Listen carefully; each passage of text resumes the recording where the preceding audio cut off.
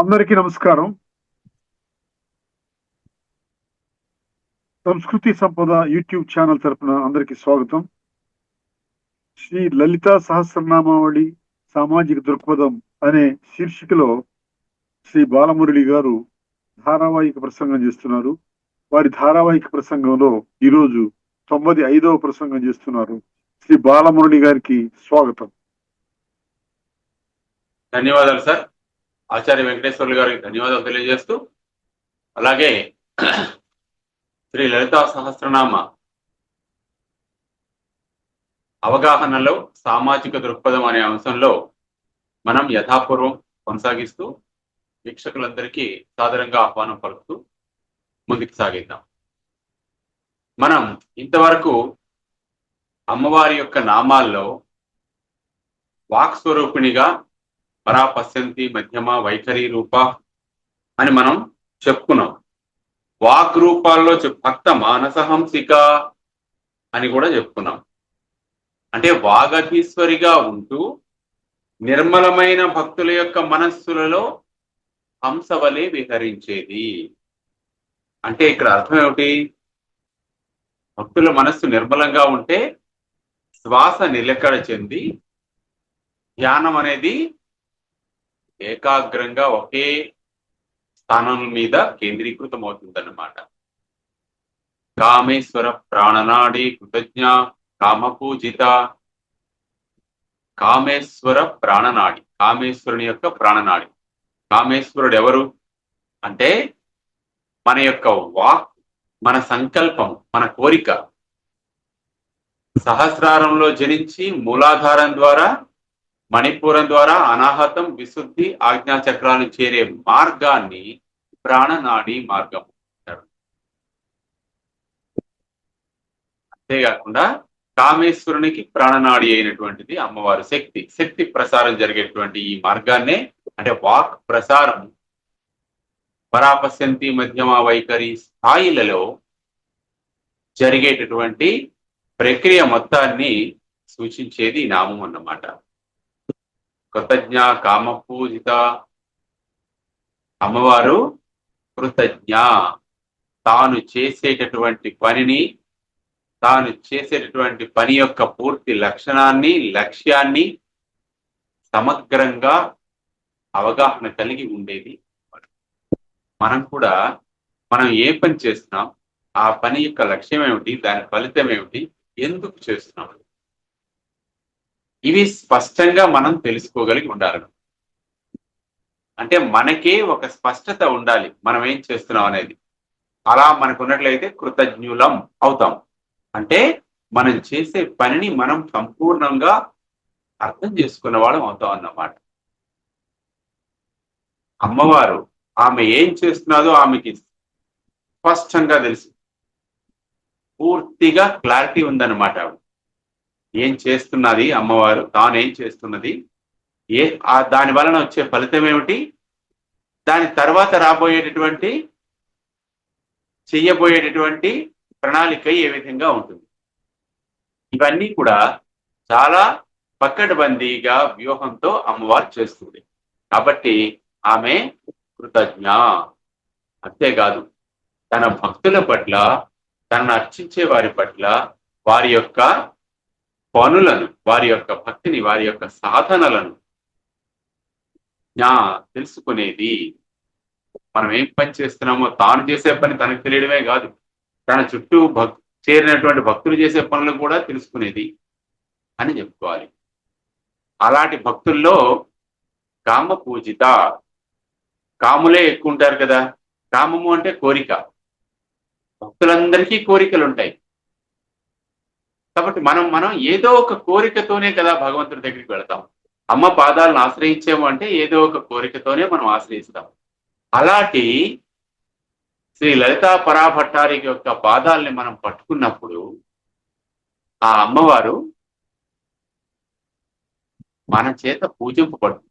మనం కాములము అంటే కోరికలు కలిగిన వాళ్ళము, మన చేత పూజింపబడేది కాదు. కాబట్టి కామ పూజిత అని ఈ నామానికి అర్థం చెప్పుకోవచ్చు. అంతేకాకుండా శివుని యొక్క ఆగ్రహానికి గురై శరీరాన్ని కోల్పోయినటువంటి అనంగుడు మన్మధుడు అనంగుడయ్యాడు దగ్ధమైపోయిన తర్వాత. అటువంటి మన్మధుడిని తన అపాంగ వీక్షణతో వాత్సల్యంతో బ్రతికించి లోకాలన్నింటినీ కూడా జయించగలిగేటటువంటి శక్తినిచ్చింది అమ్మవారు. ఆ రకంగా అమ్మవారిని మన్మధుడు పూజించాడు. కాబట్టి కాముని చేత పూజింపబడేది అని మనం సమాసం చేసుకుంటే అప్పుడు మన్మధుని చే పూజింపబడినటువంటి తల్లి అని మనం అర్థం చేసుకోవచ్చు. కాముడు అంటే కామేశ్వరుడు అనే అర్థంలో కానీ మనం చెప్పుకున్నట్లయితే మహాకామేశ్వరుని చేత పూజింపబడినది. ఎప్పుడు? సృష్టి జరపడానికి ముందు. కామేశ్వరుడు సంకల్పించిన మాత్రంలో శక్తి మహాకామేశ్వరిగా అవతరించిన తరువాత మహాకామేశ్వరుడు కామేశ్వరుని పూజించి సృష్టి కార్యక్రమాన్ని ప్రారంభించమని ఆమెకి చెప్పి తాను తనకి సహాయపడ్డాడు. ఈ విధంగా కామేశ్వరుని చేత పూజింపబడేది అని కూడా మనం చెప్పుకోవచ్చు. పరమేశ్వరుని చేత పూజింపబడేటువంటి తల్లి కామ పూజిత అని మనం చెప్పుకుంటాం. అది అంతేకాకుండా అమ్మవారి యొక్క ఇందులో విశేషం ఏమిటండి అంటే ఏ పని అయినా సరే మనం చేస్తున్నాము అంటే పని మీద మనకు అవగాహన ఉండాలి.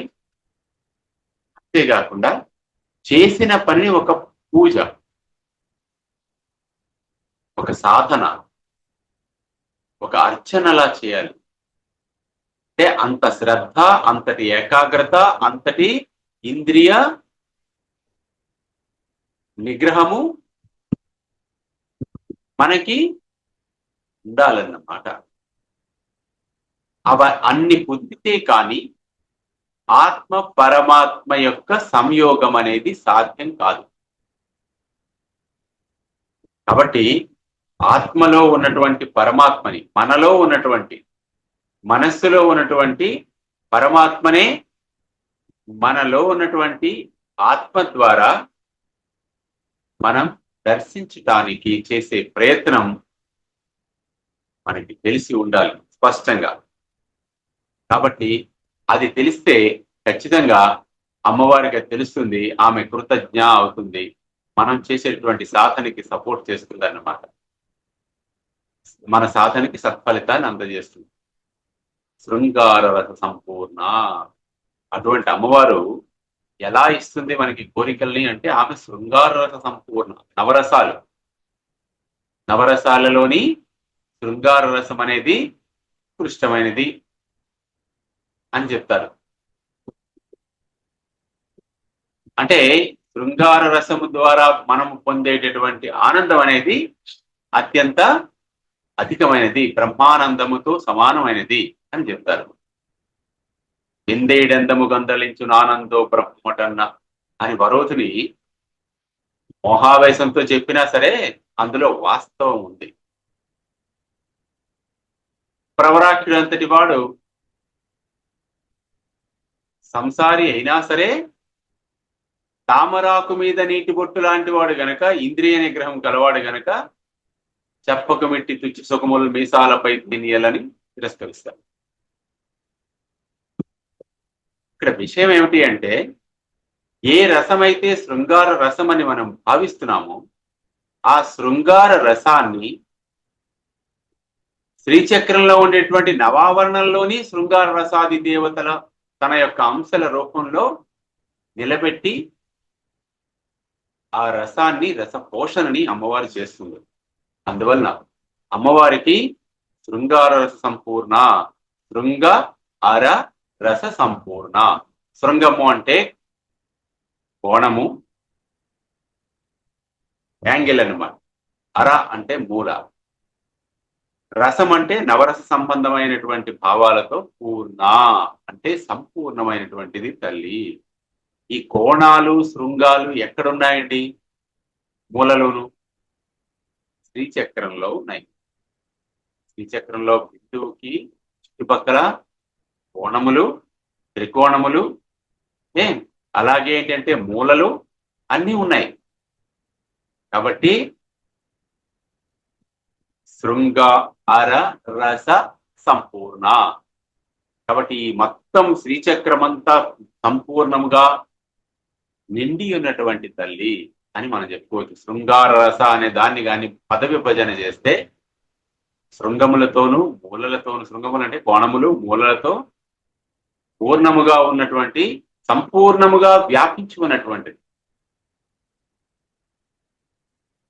తానై ఉన్నది అంటే నిండి ఉన్నది అన్నమాట. నిండి ఉండడం ఎప్పుడవుతుందండి? ఈ గదిలో నేను ఉన్నాను అంటే గదిలో ఎక్కడో ఒక భాగంలో ఉన్నాను, గది అంతా నేనున్నాను కాదు. ఈ గది అంతా నేనే ఉన్నాను అంటే అర్థం ఏమిటి? ఈ గది మొత్తం, ఈ మొత్తం లోపల ఉన్నటువంటి వైశాల్యం అంతా కూడా, ఈ ఘనం అంతా కూడా, ఘన పరిమాణం అంతా కూడా నేను వ్యాపించి ఉండాలి. అలా నేను వ్యాపించి ఉన్నానా? లేదు కదా. కాబట్టి నేను గదిలో ఉన్నాను. అమ్మవారు అలా కాదు, గది అంతా తానై ఉన్నది, ఇంకెక్కడ ఖాళీ లేదన్నమాట.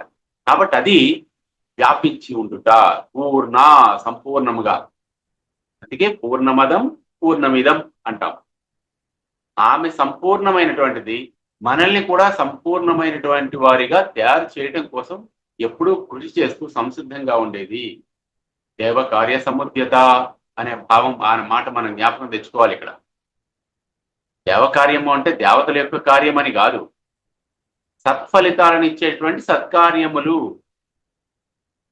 కాబట్టి మనం ఈ జన్మ నుంచి ఉద్ధరింపబడి ఈ జనన మరణ చక్రం నుంచి, వలయం నుంచి బయటపడటానికి చేసేటువంటి ప్రయత్నమే సత్ప్రయత్నం.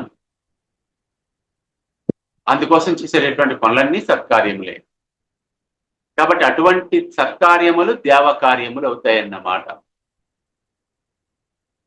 కాబట్టి దేవకార్య సముద్యత, అటువంటి కార్యములను మరింత మనలో ఉండి ప్రేరేపింపచేసి ముందుకు నడిపించే తల్లి అన్నమాట. కాబట్టి శృంగార రస సంపూర్ణ అంటే ఇదన్నమాట అమ్మవారు. శ్రీచక్రంలో అందుకే ఏంటంటే నవావరణల వద్ద ఉండే నవరసాది దేవత నా రూపాలు, నామాలు కూడా మనకి ఈ భావాన్ని తెలియజేస్తాయి.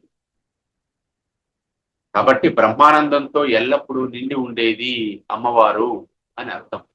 శృంగార రసం అనేది బ్రహ్మానందాన్ని కలిగించేటువంటిది గనక ముందు ఒక నామం చెప్పుకున్నాం, బ్రహ్మాద్యానంద సంతతి, స్వాత్మానంద లవీభూత బ్రహ్మాద్యానంద సంతతి, స్వాత్మానంద లవీభూత బ్రహ్మాద్యానంద సంతతి. శృంగార రసం అనేది బ్రహ్మానందమే, కానీ ఇవన్నీ కూడా లవలేశము. అమ్మవారి యొక్క ఆనందం ముందు, అమ్మవారి దగ్గర ఉన్నటువంటి ఆనందం ముందు ఈ బ్రహ్మానందాలు, మానవానందాలు, దేవానందాలు, దేవతానందాలు, అనేక రకాలైన ఆనందాల్లో రకాలు ఉన్నాయి. బ్రహ్మాది ఆనంద సంతతి అన్నారు. సంతతి అంటే సమూహం, ఆనందముల యొక్క సమూహం. ఇవన్నీ లవలేశము. స్వాత్మానంద లవీభూతము అంటే ఆమె యొక్క ఆనందము దగ్గర, అమ్మవారిలో ఉన్నటువంటి, అమ్మవారి సన్నిధిలో ఉన్నటువంటి ఆనందంతో పోలిస్తే ఈ ఆనందాలన్నీ లవలేశం, లేశమాత్రమైనవి, చాలా తక్కువ అని అర్థం అనమాట. ఆ నామాన్ని మనం ఇక్కడ జ్ఞాపకం చేసుకున్నట్లయితే శృంగార రసము కూడా బ్రహ్మానందమే. శృంగార రసము సంపూర్ణముగా నిండి ఉన్నటువంటి తల్లి, శృంగార రస స్వరూపిణి. ఎందుకంటే ఆమె ప్రకృతి స్వరూపిణి, సౌందర్య రాశి, సౌందర్యానికే సౌందర్యాన్ని ఇచ్చేటటువంటి తల్లి. కాబట్టి అటువంటి తల్లి మరి శృంగారాతి దేవత కాకపోతే మరి ఇంకెవరవుతారు?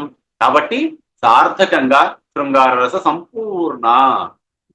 సంపూర్ణమైనటువంటి శృంగార రసమే అమ్మవారు అని మనం అన్నా ఏ విధంగానూ తప్పు కాదు. అంటే అమ్మని మనం భావించేటప్పుడు ఆ రకమైనటువంటి భక్తి భావనతో, మాతృభావనతో భావిస్తే మనకు అందులో ఆనందం కనిపిస్తుంది, ఆత్మానందం కనిపిస్తుంది. అపార్థాలు మనకి దగ్గరికి రాకుండా ఉంటాయన్నమాట. అంటే మన మనసు కలుషితం కాకుండా ఉంటుంది. అప్పుడే మన మనస్సు నిర్మలంగా ఉన్నప్పుడే భక్త మానస హంసిక, అమ్మవారు హంసల రూపంలో నిశ్చలంగా మన మనసులో ఏకాగ్రంగా ఉంటుందన్నమాట. ఒక్క విషయం మీద కేంద్రీకృతం అవుతుందని అది మనకి నామం ద్వారా అమ్మవారు తెలియజేస్తున్నారు. కాబట్టి ఎప్పుడూ కూడా ఇంటికి ఇల్లాలైనటువంటి గృహిణి ఎలా ఉండాలి అంటే ఈ విధంగా ఉండాలి. దానికే మనకి నీతి శాస్త్రంలో చెప్తారు కదా ఎలా ఉండాలి.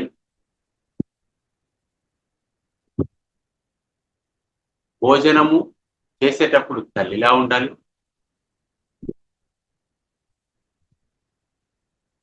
కార్యేషు దాసి, కరణేషు మంత్రి,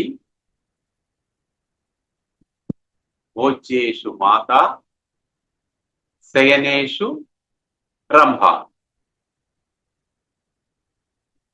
ఇవన్నీ గృహిణికి ఆపాదించబడినటువంటి లక్షణాలు. అంటే గృహిణిగా ఒక ఇల్లాలు ఎన్ని రకాలైనటువంటి బాధ్యతలు నిర్వహిస్తున్నారో చూడండి. ఇంత మహత్తరమైన బృహత్తరమైనటువంటి బాధ్యతని ఆమె మీద మన సమాజం పెట్టింది. ఎందుకంటే ఆమె సాక్షాత్ శక్తి స్వరూపిణి గనక. ఆమె లేకపోతే, గృహిణి లేకపోతే గృహం లేదు. ఇంటిని చూసి ఇల్లాలని చూడమన్నారు. అంటే అర్థం ఏమిటి? ఆమె యొక్క సామర్థ్యం అనేది దాని ఇల్లు ద్వారా వ్యక్తమవుతుంది. అంతటి సమర్థత కలిగినటువంటిది కనుకనే వంశాన్ని ఉద్ధరించేటువంటి గురుతర బాధ్యతను స్వీకరిస్తుందన్నమాట. అందుకే మన సనాతన ధర్మంలో స్త్రీకి అత్యున్నత స్థానం ఇచ్చారు. మాతృదేవో భవ, తర్వాత పితృదేవో భవ, ఆచార్య దేవో భవ అన్నారు. కాబట్టి మాతయే సాక్షాత్ ప్రత్యక్ష రూపిణి అయినటువంటి దేవత. అందువలన మాతృదేవతా పూజ, పితృదేవతా పూజ, ఆచార్య దేవతా పూజ, అతిథి దేవతా పూజ, అతిథి దేవో భవ, ఆచార్య దేవో భవ, మాతృదేవో భవ, పితృదేవో, ఇవన్నీ మనం అంటాం కదా. ఈ దేవో భవ అనడంలో ఉద్దేశం ఏమిటి? సాక్షాత్తు వాళ్ళు మన పట్ల దేవతలు. మనం అడగకుండానే అయాచితంగా వరాలు ఇచ్చేటటువంటి వారు. మన శ్రేయస్సును నిరంతరము 24/7 కోరుకునేటటువంటి వాడు. ఎటువంటి ప్రతిఫలం ఆశించకుండా, అదన్నమాట వాళ్ళ ప్రత్యేకత. అందుకు వారు మన పట్ల దేవతలే. వారికి నమస్కరించి దినచర్య ప్రారంభించాలి. పిల్లలందరూ కూడా ఈ రకమైనటువంటి కృతజ్ఞతా భావాన్ని తల్లిదండ్రుల పట్ల కలిగి ఉంటే వారికి తల్లిదండ్రుల రుణం తీర్చుకునేటటువంటి అవకాశం వస్తుంది. అది తీరనిది. జన్మనిచ్చినటువంటి తల్లి యొక్క రుణము, జన్మించినటువంటి జన్మభూమి యొక్క రుణము ఎంతటికి తీరనటువంటిది. కానీ మన ప్రయత్నం మనం చేయాలి. కృతజ్ఞత కలిగి ఉండాలి. కృతజ్ఞత కలిగి ఉంటూ మరవకుండా ఉండడమే మనం చేసేటటువంటి మహోపకారం, మన బాధ్యత. పిల్లలుగా మాతృదేశం యొక్క బాధ్యత, రుణాన్ని తీర్చుకోవడానికి, మాతృమూర్తి యొక్క రుణాన్ని తీర్చుకోవడానికి తత్పరతతో అహమహమికగా ఎదురు చూస్తూ ఉండాలి. ఏ అవకాశాన్ని జారవిడుచుకోకూడదు. అవకాశం వచ్చిందంటే, అమ్మా నాన్న మీరు ఇక్కడ ఉండండి, నేను ఫారెన్ వెళ్తాను, డాలర్లు సంపాదిస్తానంటే ఓకే, బాగానే ఉంది. కానీ మరి వీళ్ళ చూసే బాధ్యత వార్ధక్యంలో ఒకసారి ఆలోచించరు. కాబట్టి బ్రహ్మానందంతో నిండి ఉండేది అని మనం శృంగార రస సంపూర్ణ ఈ భావన మనకుండి అమ్మవారిని మనం ధ్యానిస్తే అమ్మవారు జయా, జయములను ప్రసాదించినది.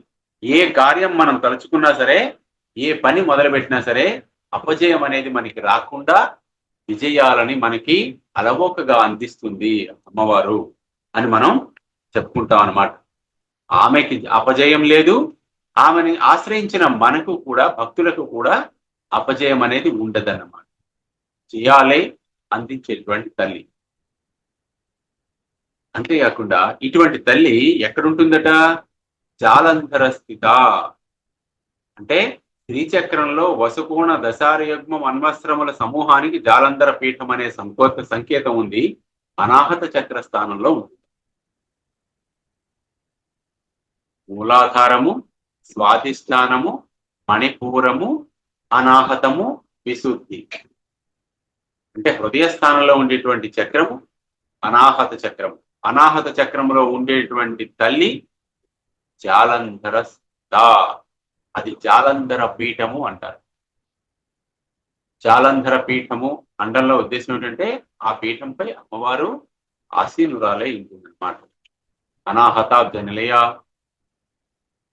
అని మనం చెప్పుకుంటాం కదా. అందువల్ల ఈ లలితా పరాభట్టారిక మన హృదయ స్థానంలో ఎప్పుడూ ఉంటుందన్నమాట. చితగ్నికుండ సంభూత అని కూడా మనం చెప్పుకున్నాం.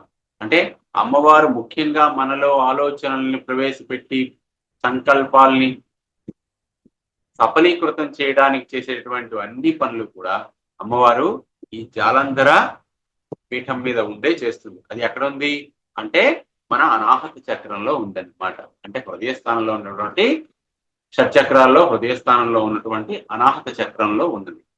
కాబట్టి ఆ జాలంధర పీఠం మీద స్థిరముగా కూర్చుని ఉన్నటువంటి అమ్మవారు, ఉపవిష్టురాలైనటువంటి అమ్మవారు ఎవరు? మరి ఇంకెవరు? శ్రీమాత. ఓడ్యాన పీఠ నిలయ బిందు మండలవాసిని. ఓడ్యాన పీఠమందు నిలయ ఉన్నది అంటే త్రిచక్రంలో కేంద్రం దగ్గర ఉన్నటువంటి త్రిభుజం ఏదైతే ఉందో దాన్ని ఓడ్యాన పీఠం. జాలంధర పీఠం ఎక్కడ ఉంది అని చెప్పాం? అనాహత చక్రం.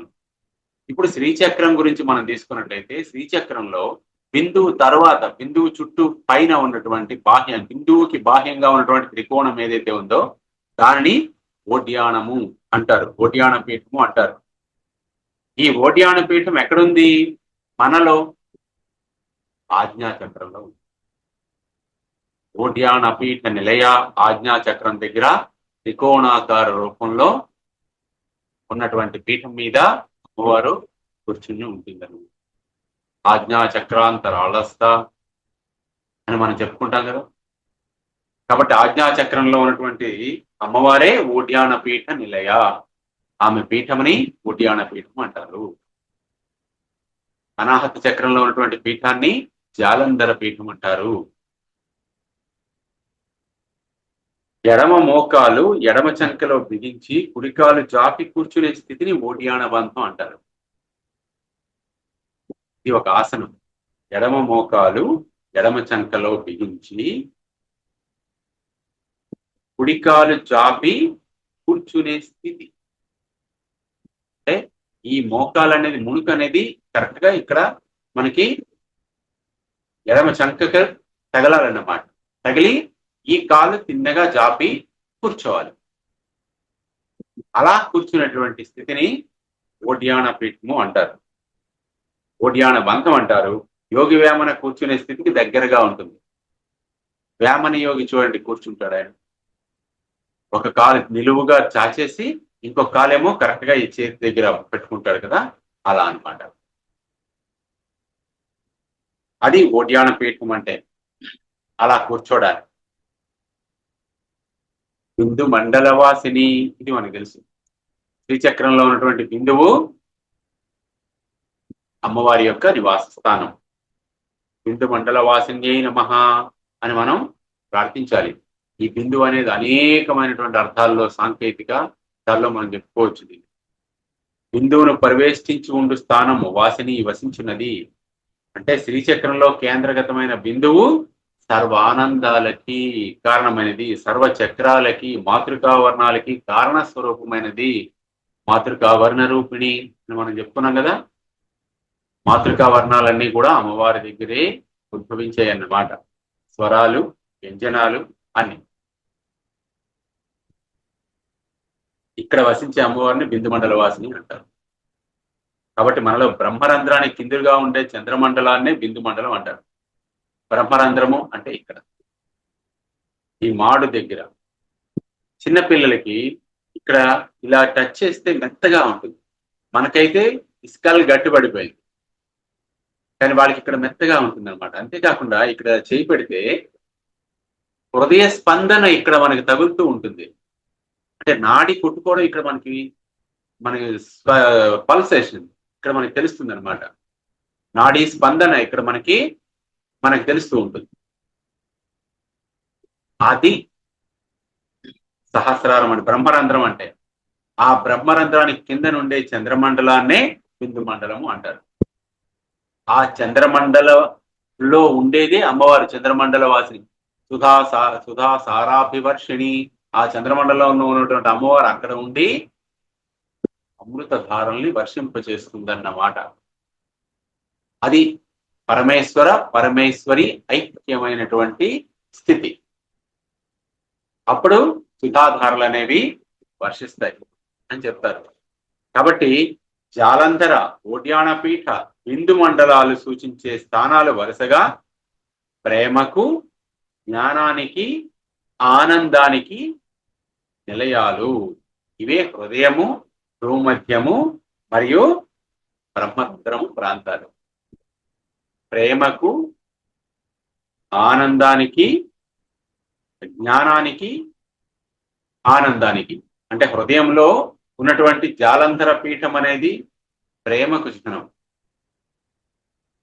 అలాగే ఆజ్ఞాచక్రం అనేది జ్ఞానానికి చిహ్నం. అలాగే బిందు మండల వాసులు.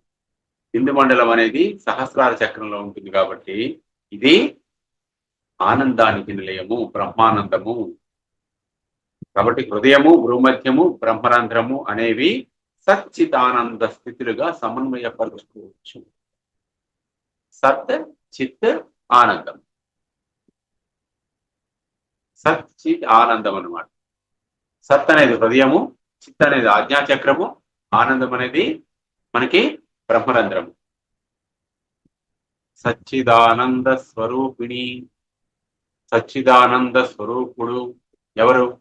సాక్షాత్తు పరమేశ్వరుడు, అలాగే విష్ణువు, శ్రీ మహావిష్ణువు కూడా ఇద్దరికి వర్తిస్తుంది. కాబట్టి సత్, చిత్, ఆనందం అనేది ఈ మూడు పీఠాల ద్వారా, ఈ మూడు స్థానాల్లో హృదయ స్థానంలోని, ఆజ్ఞాచక్ర స్థానంలోని, బ్రహ్మరంధ్ర స్థానంలోని మనకి వరుసగా ప్రేమ, జ్ఞానము, ఆనందము నిండి ఉండేటటువంటి స్థానాలు అన్నమాట. వీటిని ప్రేరేపించేటువంటి తల్లి గనక మనకి బిందు మండల వాసిని, ఓడ్యానపీఠ నిలయ, జాలంధర స్థిత, జయా జాలంధర స్థిత అని మనం చెప్పుకుంటాం. అలాగే అటువంటి అమ్మవారు ఎలా ఆరాధిస్తే మనకి అనుగ్రహిస్తుందండి? రహో యాగ క్రమారాధ్య, రహస్తర్పణ తర్పిత. రహో యాగ క్రమారాధ్య ఎలా ఆరాధించబడుతుంది? ఒంటరిగా చేసేటటువంటి యాగ పద్ధతిలో క్రమముగా ఆరాధించబడేది. అంటే ఎవరికి వారే ఒంటరిగా కూర్చుని ఏకాంతంగా కూర్చుని ఏకాగ్రతతో అమ్మవారిని ఆరాధించాలి. అది రహోయాగ క్రమము. ఒక క్రమ పద్ధతిలో ఒంటరిగా చేసే యాగం అనగానే ఏవేవో అశ్లీల అర్థాలతో వామాచారులు ఈ నామం యొక్క అసలు అర్థానికి దూరమై సమయాచార పద్ధతులకి దూరం అవుతూ ఉంటారు. అలా కాదు. ఒంటరిగా చేయడము అంటే నీవు ఏకాంతముగా ఉండడం, ఏకాగ్రమైనటువంటి చిత్తముతో ఉండడం అని అర్థం. విశ్వం మొత్తాన్ని ఒక్కడిగా చూసే స్థితిని ఒంటరితనం అని అర్థం చేసుకోవాలి. విశ్వం మొత్తము అహం బ్రహ్మాస్మి స్థితికి రావాలి మనం. ఈ బ్రహ్మాండం అంతా కూడా నేనై ఉన్నాను. మహాన్యాసం మనం చెప్పుకుంటాంగా, మహాన్యాసం చెప్పుకున్నది అర్థమైతే ఇక్కడ మనకి రహోయాగము ఈ ఒంటరిగా ఉండడం ఏమిటో అర్థం అవుతుంది.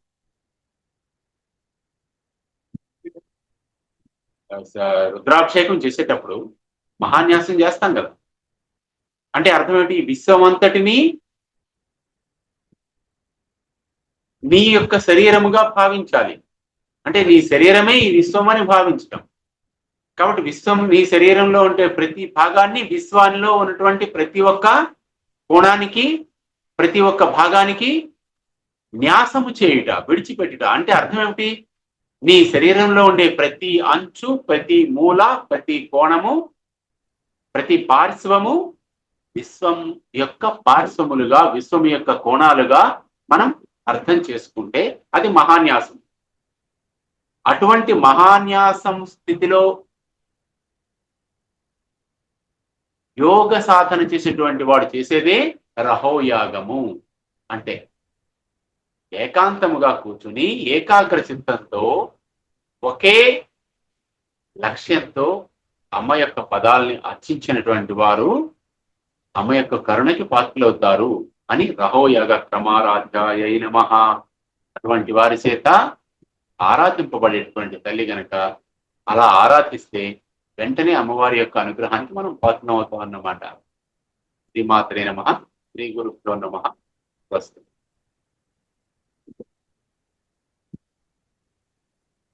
శ్రీ లలిత సహస్రనామావళి సామాజిక దృక్పథం శీర్షికలో ధారావాహిక ప్రసంగం చేసిన శ్రీ బాలమురళి గారికి ధన్యవాదాలు. ధన్యవాదాలు.